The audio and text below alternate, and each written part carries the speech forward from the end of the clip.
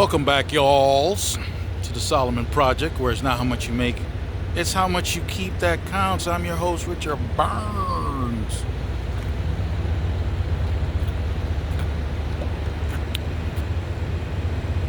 There's some kind of confusion out there. I'm gonna tap in because of where I'm from. I'm from the hood in New York City. Been there since 1968.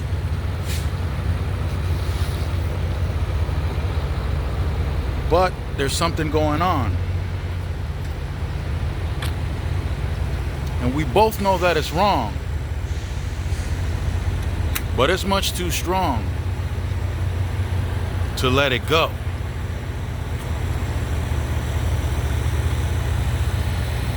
Fat Joe got into it with the FBA community over hip hop and how much of a contribution there was from parties outside of the FBA community. I think in its creation, the creation of the hip hop community. The FBA did not create hip hop. Hip hop is a culture. And the FBA did not start that culture. That culture was started by an individual who used music that was pre-recorded or music that was recorded. Yes, the musicians and the music are FBAs. But it was what he did with the music that helped to kick off the culture, hip-hop. So there's this individual back in 1973 in the Morris Heights section of the Bronx that took music and with a couple of turntables started to isolate a particular part of the music known as the break. You can say that the break of the composition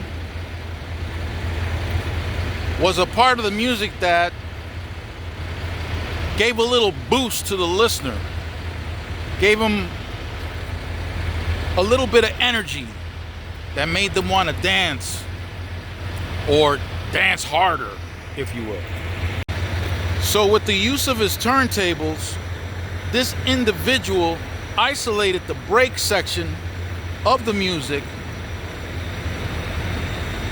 and kept it going by playing the break on one turntable, then either playing the same break on the other turntable or using the break from another song on the other turntable and prolonging the break. Now, you can do that back and forth between the two turntables and extend the break for a very long period of time. The youth that attended the parties that this individual was throwing absolutely loved dancing to the break. Hence, you have break dancing. This individual used to throw parties at the community center in the building that he lived in, 1520 Sedgwick Avenue in the Bronx. I happen to have lived about 2 or 3 blocks away from 1520.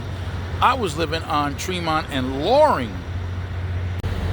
So between the use of this isolated piece of a song or some music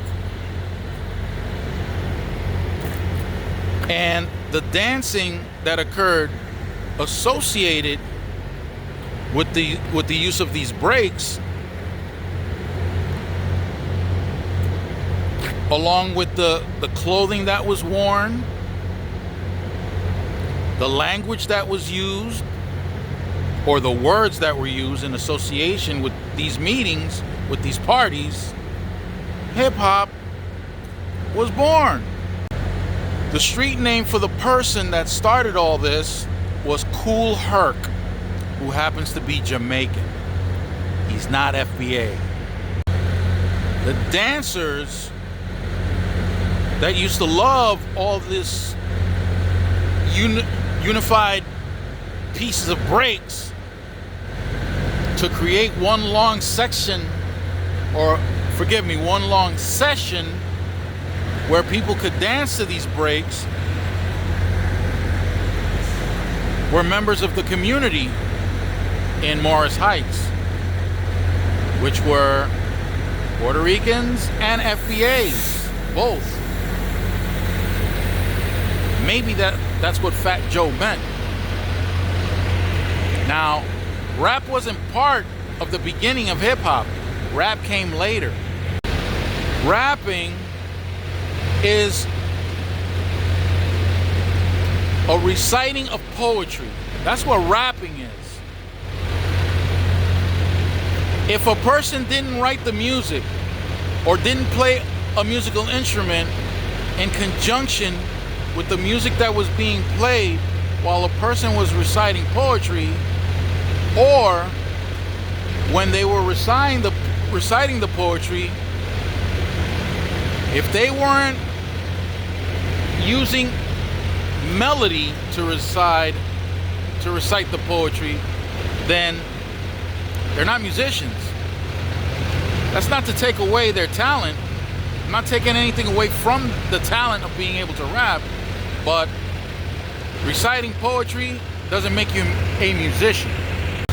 So the bottom line is that the hip-hop culture was created by a Jamaican, Kool Herc.